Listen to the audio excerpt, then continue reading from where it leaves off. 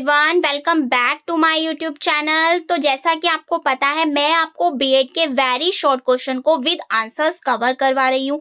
इससे पहले मैंने बीएड फर्स्ट ईयर के ऑलमोस्ट सारे पेपर्स, जितने भी आपके कॉमन सब्जेक्ट होते हैं, चारों पेपर के एंड 2 पेडागोजी सब्जेक्ट, जिसके पास पेडागोजी ऑफ फिजिकल साइंस है, पेडागोजी ऑफ मैथमेटिक्स है, दोनों के वेरी शॉर्ट क्वेश्चंस को कवर करवा दिया है। अगर अभी तक आपने मेरी वो वीडियो नहीं देखी तो आप जाकर चेकआउट कर सकते हैं। आपको प्लेलिस्ट मिल जाएगी बीएड फर्स्ट ईयर की, आप उसे सर्च कर सकते हैं, आपको वहां पर सारी वीडियोस अवेलेबल हो जाएंगी। BEd first year plus BEd second year की दोनों की अलग अलग प्लेलिस्ट बना दी हैं, आप चेकआउट कर सकते हो। दोनों की अलग अलग सेपरेट वीडियोस हैं, दोनों जाकर देख सकते हो। क्लियर हो गया। और आज मैं बात करने वाली हूँ बीएड फर्स्ट ईयर के सेकेंड सब्जेक्ट, जिसका नाम है philosophical and sociological perspective of education, जिसका कोड है 102। इसके जितने भी पीवाईक्यू हो सकते हैं लास्ट 7 ईयर्स के, वो सारे मैं इस वीडियो में कवर करने वाली हूँ। इसीलिए आप वीडियो को लास्ट तक जरूर देखिएगा और चैनल पर नए हैं तो चैनल को सब्सक्राइब जरूर कीजिएगा। तो सबसे पहले मैं स्टार्ट कर रही हूँ 2016 के वेरी शॉर्ट क्वेश्चंस देख लेते हैं। शिक्षा को त्रिध्रुवीय प्रक्रिया मानते हैं तो उनका हो जाएगा जॉन डीवी। मान लीजिए फिल इन द ब्लैंक्स है, फिल इन द ब्लैंक्स भी आ सकते हैं, ट्रू फॉल्स भी आ सकते हैं, ऑब्जेक्टिव टाइप भी आ सकते हैं, या नॉर्मली एक लाइन का आंसर भी हो सकता है। क्लियर हो गया। फिलोसॉफी शब्द जो है 2 ग्रीक शब्दों, ये डैश में आ जाएंगे दोनों, फिलोस प्लस सोफिया से मिलकर बना है, यानी ये आपके फिलअप है। थर्ड क्वेश्चन देख लेते हैं। द रिपब्लिक के लेखक डैश थे, तो यहाँ पर आ जाएगा प्लूटो। वर्तमान में डैश विश्व भारती विश्वविद्यालय के नाम से प्रसिद्ध है, तो वो है शांति निकेतन, और इसके जो राइटर हैं वो है रविंद्रनाथ टैगोर। नेक्स्ट है आपका, भारतीय संविधान में धर्मनिरपेक्षता शब्द 1976 में जोड़ा गया था, तो ये आपका फिलअप हो जाएगा, यानी किस में जोड़ा गया था? 1976 में। सामाजिक परिवर्तन के 2 मुख्य कारक बताने हैं आपको। फर्स्ट इज औद्योगिकरण, सेकंड इज शहरीकरण। नेक्स्ट है डैश बच्चे की पहली पाठशाला होती है, तो वो होता है आपका परिवार। नेक्स्ट है आपका, त्योहार मनाने के 2 लाभ लिखने हैं आपको। तो त्योहार मनाने के आप कोई भी 2 लाभ लिख सकते हैं। पहला हो सकता है सांस्कृतिक संरक्षण, सेकंड हो सकता है सामाजिक सामंजस्य। क्या होता है कि एकता की भावना हो जाती है। आप इसके अंदर कुछ भी लिख सकते हैं, बनाकर भी लिख सकते हैं। नेक्स्ट है द स्कूल एंड सोसाइटी पुस्तक किसने लिखी है? तो वो लिखी है आपके जॉन डीवी ने। नेक्स्ट है the Aurobindo international education centre कहाँ स्थित है? तो ये है आपका पांडिचेरी में। नेक्स्ट है आपका 2017 के देख लेते हैं आप। 2016 के कंप्लीट हो गए, तो ये आपके क्वेश्चंस हैं। आगे बढ़ लेते हैं। तो पहला क्वेश्चन है आपका, views of Swami Vivekananda on mass education. तो इसका हो जाएगा, स्वामी विवेकानंद ने व्यक्तियों को सशक्त बनाने और समाज के उत्थान के साधन के रूप में जनशिक्षा के महत्व पर जोर दिया। उनका मानना था कि जाति, लिंग या आर्थिक पृष्ठभूमि की परवाह किए बिना सभी शिक्षा जो है सभी के लिए सुलभ होनी चाहिए। नेक्स्ट है आपका, प्रकृतिवाद में अनुशासन की अवधारणा बतानी है आपको। प्रकृतिवाद में अनुशासन व्यक्ति को प्रकृति और जीव विज्ञान के नियमों का पालन करने की आवश्यकता पर जोर देता है, जो मानव व्यवहार और जीवन के पाठ्यक्रम को निर्धारित करते हैं। यह आत्मनियंत्रण, आत्मनिर्भरता और प्राकृतिक कानूनों के साथ संघर्ष करने और सामाजिक मानदंडों और बातचीत की अस्वीकृति पर जोर देता है। नेक्स्ट है आपका, जातिवाद राष्ट्रीय एकता में कैसे बाधक है? जातिवाद जन्म के आधार पर लोगों के बीच विभाजन पैदा करता है, जिससे भेदभाव और असमानता पैदा होती है। इससे नागरिकों के बीच एकता, एकजुटता बाधित होती है। राष्ट्रीय एकता के प्रयासों में बाधा आती है। नेक्स्ट है आपका, स्वामी विवेकानंद के अनुसार शिक्षा का क्या अर्थ होना चाहिए? स्वामी विवेकानंद का मानना था कि जो शिक्षा है वो व्यक्ति का शारीरिक, मानसिक और आध्यात्मिक रूप से पूर्ण विकास होना चाहिए। उन्होंने सिर्फ शिक्षाविदों पर चरित्र, नैतिकता और आत्मबोध पर जोर दिया। उनका लक्ष्य व्यक्तियों को उनकी क्षमता तक पहुंचने और समाज में सकारात्मक योगदान देने के लिए सशक्त बनाना था। नेक्स्ट है आपका, गांधी जी की शिल्प केंद्रित शिक्षा का अर्थ बताना है। गांधी जी की शिल्प केंद्रित शिक्षा ने शिक्षाविदों के मुकाबले व्यवहारिक सीखने और व्यवहारिक कौशल पर जोर दिया। इसका उद्देश्य पारंपरिक शिल्प और व्यापार सिखाकर आत्मनिर्भरता, श्रम की गरिमा और आर्थिक स्वतंत्रता प्रदान करना था। इस मॉडल ने संस्कृति को संरक्षित किया, व्यक्तियों को सशक्त बनाया और सामुदायिक संबंधों का उन्होंने निर्माण किया। नेक्स्ट है जॉन डेवी के प्रयोगशाला विद्यालय से क्या तात्पर्य है? जॉन डेवी की प्रयोगशाला 1896 में शिकागो विश्वविद्यालय के रूप में स्थापित एक प्रायोगिक स्कूल था, जिसमें रटने के बजाय अनुभव और समस्या समाधान के माध्यम से सीखने पर जोर दिया गया था। क्लियर हो गया? नेक्स्ट देख लेते हैं। सुकरात के अनुसार शिक्षा का क्या अर्थ होना चाहिए? सुकरात के अनुसार शिक्षा का अर्थ उस ज्ञान को बाहर लाना है जो पहले से ही किसी व्यक्ति के भीतर प्रश्न और आलोचनात्मक सोच की प्रक्रिया के माध्यम से बाहर निकलता है। नेक्स्ट है आपका निरक्षरता दूर करने के उपाय बताने हैं। पहला है सार्वभौमिक शिक्षा पहुंच, सेकंड है सरकारी पहल, थर्ड है सामुदायिक भागीदारी, फोर्थ है प्रौद्योगिकी एकीकरण, फिफ्थ है महिला सशक्तिकरण, सिक्स्थ है व्यवसायिक प्रशिक्षण, सेवेंथ है जागरूकता अभियान। नेक्स्ट देख लेते हैं। शिक्षा और स्कूली शिक्षा में आपको अंतर बताना है। शिक्षा में सीखने और व्यक्तिगत विकास की व्यापक प्रक्रिया शामिल होती है, जिसमें औपचारिक स्कूली शिक्षा के साथ साथ अनौपचारिक अनुभव और स्व निर्देशित विकास भी शामिल होते हैं। स्कूली शिक्षा विशेष रूप से शैक्षणिक संसाधनों द्वारा प्रदान की जाने वाली शिक्षा की संरचित प्रणाली को संदर्भित करती है, जबकि स्कूली शिक्षा शिक्षा का एक उपसमूह है। शिक्षा औपचारिक स्कूली शिक्षा से आगे बढ़कर आजीवन सीखने और व्यक्तिगत विकास को शामिल करती है।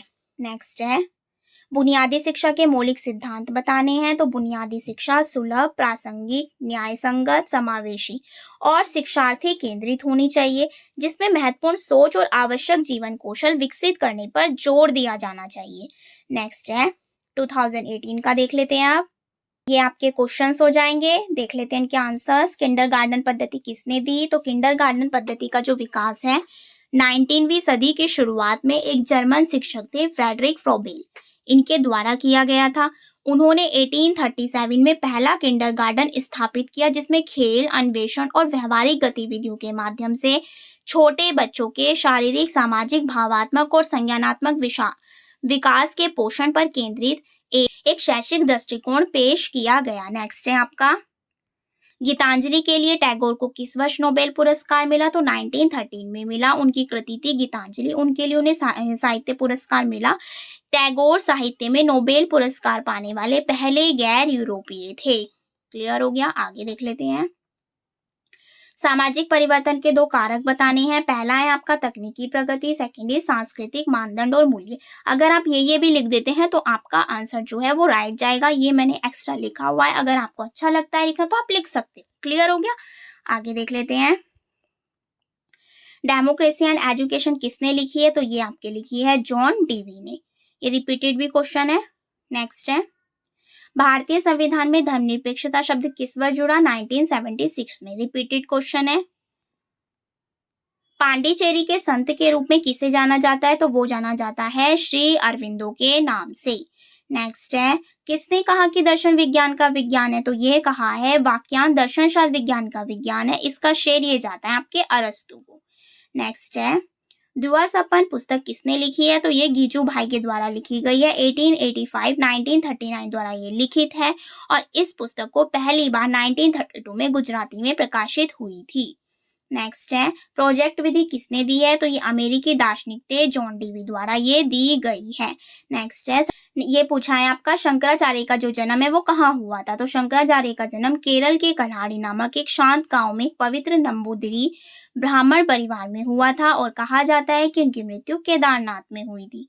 नेक्स्ट है 2019 के देख लेते हैं। ये आपके क्वेश्चंस हैं, आंसर्स देख लेते हैं।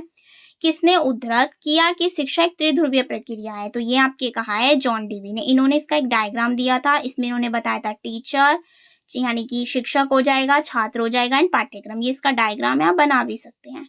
नेक्स्ट है शिक्षा के दो मुख्य कार्य बताने हैं आपको। पहला है ज्ञान का प्रसारण, सेकंड है समाजीकरण और व्यक्तिगत विकास। नेक्स्ट क्वेश्चन है नकारात्मक शिक्षा की अवधारणा किसने दी? तो ये दी थी आपके रूसो ने। नकारात्मक शिक्षा वह शिक्षा है जो प्रत्यक्ष अनुभव देने से पहले उन क्षमताओं और अंगों को आकार देती है जो ज्ञान के उपकरण के रूप में मौजूद होते हैं। नेक्स्ट है आपका एनसीटीई की फुल फॉर्म बतानी है आपको। क्या हो जाएगी? National council for teacher education. Full form जरूर देखिएगा, मैंने एक सेपरेट वीडियो बनाई हुई है, स्क्रीन पर आपको शो हो रही होगी। नेक्स्ट देख लेते हैं। मानवतावाद की 2 प्रमुख विशेषताएं लिखनी है। पहला है मानव क्षमता पर फोकस, आत्मबोध और विकास को बढ़ावा देते हुए व्यक्तियों की अंतर्निहित गरिमा, मूल्यों, क्षमता पर जोर देना है।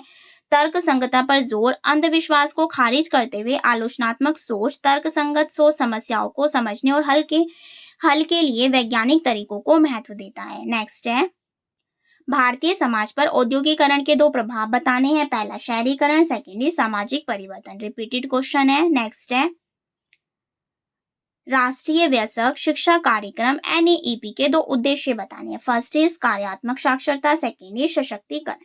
कार्यात्मक साक्षरता क्या होता है? वयस्कों को पढ़ने, लिखने और संख्यानात्मकता सहित समाज में प्रभावी ढंग से कार्य करने में सक्षम बनाने के लिए बुनियादी साक्षरता कौशल प्रदान करें। शिक्षा के सशक्तिकरण क्या होता है? शिक्षा के माध्यम से वयस्कों को सामाजिक, आर्थिक और राजनीतिक गतिविधियों में पूरी तरह से भाग लेने और उनके समग्र कल्याण और विकास को बढ़ावा देने के लिए सशक्त बनाना। नेक्स्ट है धार्मिक शिक्षा के 2 दोष लिखिए। हठ धार्मिकता को बढ़ावा देता है, आलोचनात्मक सोच को प्रोत्साहित किए बिना विशिष्ट मान्यताओं के कठोर पालन को सुदृढ़ करता है। विभाजन क्या होता है? धार्मिक समूह के बीच मतभेदों को बढ़ाकर सामाजिक विभाजन और संघर्ष में योगदान देता है। नेक्स्ट है वंचितों की शिक्षा के लिए कोई 2 बाधाएं बतानी है। वंचितों की शिक्षा में 2 बाधाएं हो जाएंगी, गरीबी और सामाजिक भेदभाव। ये इंपॉर्टेंट क्वेश्चन भी है। 2 भारतीय दार्शनिकों के नाम लिखने हैं। पहला स्वामी विवेकानंद, सेकेंड इज रविंद्रनाथ टैगोर। 2022 के देख लेते हैं अब। पहला क्वेश्चन है आपका, किसने कहा कि शिक्षा एक द्विध्रुवीय प्रक्रिया है? तो ये आपके कहा है जॉन एडम्स ने। अगर बात आए द्विध्रुवीय की तो ये कहा है एडम्स ने। अगर आए त्रिध्रुवीय की तो ये कहा है आपके जॉन डीवी ने। फ्यूज नहीं होना है, क्लियर रखना है। नेक्स्ट है अनौपचारिक शिक्षा के 2 उदाहरण देने हैं। लोग परिवार पड़ोसियों से, बाजार में, पुस्तकालय में, काम और खेल गतिविधियों के माध्यम से। अनौपचारिक का मतलब है जब भी आप कहीं जाते हैं, मतलब किसी से भी कुछ ना कुछ ज्ञान प्राप्त कर रहे हैं, दैट इज कॉल्ड अनौपचारिक यानी कि इनफॉर्मल। इसके अलावा इसका जो दूसरा रूप है वो है औपचारिक। वो होता है जो हमें पर्टिकुलर एक स्थान पर प्राप्त होती है, जैसे कि विद्यालय। मतलब जगह भी निश्चित होती है और टाइम भी निश्चित होता है। क्लियर हो गया? उसे बोलते हैं औपचारिक। और अनौपचारिक जो हम कहीं पर भी जाते हैं, जैसे बाजार में जा रहे हैं, पड़ोसियों के जा रहे हैं, पुस्तकालय में जा रहे हैं, कहीं खेलने जा रहे हैं, तो जो हमें यहाँ से मिलता है वो हमारा होता है अनौपचारिक। नेक्स्ट है शिक्षा के माध्यम से राष्ट्रीय एकता विकसित करने के उपाय सुझाने हैं। फर्स्ट इज इक्वल अपॉर्चुनिटीज यानी कि समान अवसर। सेकेंड इज सिविक रेस्पॉन्सिबिलिटी यानी कि नागरिक जिम्मेदार। नेक्स्ट इज इंटरकल्चरल कम्युनिकेशन यानी कि अंतर संस्कृति संचार। लास्ट इज मल्टीकल्चरल एजुकेशन यानी कि बहुसांस्कृतिक शिक्षा।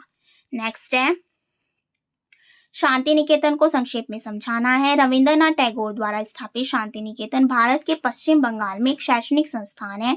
यह कला, मानविकी और प्रकृति को एकीकृत करते हुए शिक्षा के प्रति समग्र दृष्टिकोण पर जोर देता है। शांति निकेतन का पाठ्यक्रम व्यक्तिगत रचनात्मकता, सांस्कृतिक विरासत और सामुदायिक जुड़ाव पर केंद्रित है। नेक्स्ट है आपका सामाजिक परिवर्तन के कोई 4 सुझाव बताने हैं। रिपीटेड क्वेश्चन है। पहला है शिक्षा और जागरूकता, आर्थिक सशक्तिकरण, समान अधिकार और सामाजिक न्याय, लास्टिक पर्यावरणीय स्थिरता। नेक्स्ट देख लेते हैं स्वामी विवेकानंद के अनुसार शिक्षा के उद्देश्य बताने हैं। पहला है आपका moral and character development, second is self realisation, third is personality development and fourth is practical knowledge. आगे देख लेते हैं मानवाधिकार शिक्षा क्या है। रिपीटेड क्वेश्चन है। मानवाधिकार शिक्षा एक ऐसी शिक्षा है जिसका उद्देश्य व्यक्ति और समुदाय को मानवाधिकारों को बढ़ावा देने और उनकी रक्षा करने के लिए आवश्यक ज्ञान, कौशल और दृष्टिकोण से सशक्त बनाना है। इसमें मानवाधिकार सिद्धांतों, मूल्यों और कानूनों के बारे में शिक्षण के साथ साथ आलोचनात्मक सोच, सहानुभूति, विविधता के प्रति सम्मान को बढ़ावा देना शामिल है। नेक्स्ट है वेरी इंपॉर्टेंट क्वेश्चन आ गया। एनसीईआरटी और एनसीटी की फुल फॉर्म पूछी है। एनसीईआरटी की होती है national council of educational research and training. NCT की होती है national council for teacher education. ज्ञान मीमांसा शब्द की व्याख्या करनी है। ज्ञान मीमांसा दर्शन की वह शाखा है जो ज्ञान की प्रकृति, दायरे और सीमाओं से संबंधित है। यह जांच करता है कि ज्ञान कैसे अर्जित किया जाता है, उचित और संरचित किया जाता है, ज्ञान के रूप में क्या गिना जाता है, हम जो जानते हैं उसे हम कैसे जानते हैं, और ज्ञान के विभिन्न स्रोतों की विश्वसनीयता जैसे प्रश्नों की खोज करते हैं। नेक्स्ट है मानव संसाधन विकास पर एक संक्षिप्त टिप्पणी लिखनी है आपको। HRD उत्पादकता, नवाचार और समग्र विकास को बढ़ाने के लिए प्रशिक्षण, शिक्षा और कैरियर विकास पहल के माध्यम से संगठनों या समाजों के भीतर व्यक्तियों के कौशल, ज्ञान और अक्षमताओं में सुधार करने पर केंद्रित है। नेक्स्ट है 2023 यानी कि लास्ट पेपर है ये आपका।